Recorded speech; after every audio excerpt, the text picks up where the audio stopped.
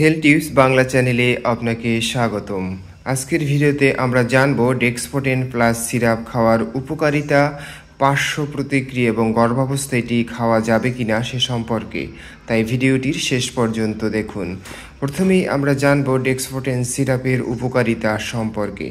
Dexpotent syrup শুষ্ক কাশি উপশম করে, শ্লেষ্মা পরিষ্কার করে, সর্দি উপশম করে। এছাড়া নাক ও গলা চুলকানো, নাক বন্ধ হওয়া এবং নাসারন্ধ্র ফোলা কমাতে এটি সাহায্য করে।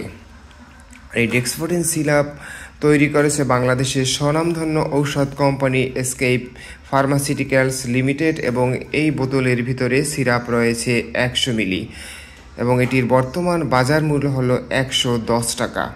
এবার আসুন ডেক্সপোটেন সিরাপ খাওয়ার নিয়ম সম্পর্কে জেনে নিই।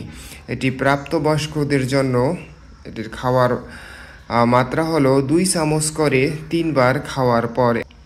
এবার আসুন ডেক্সপোটেন সিরাপ এর পার্শ্ব প্রতিক্রিয়া সম্পর্কে জেনে নেই। এটি তন্দ্রা, অলসতা এবং কোষ্ঠকাঠিন্য সৃষ্টি করতে পারে কারো কারো ক্ষেত্রে। এবার আসুন জেনে নেই ডেক্সপোটেন সিরাপ গর্ভাবস্থা এবং স্তন্যদানকালে খাওয়া যাবে কিনা। গর্ভাবস্থা এবং স্তন্যদানকালে ডেক্সপোটেন সিরাপ না খাওয়াই উত্তম।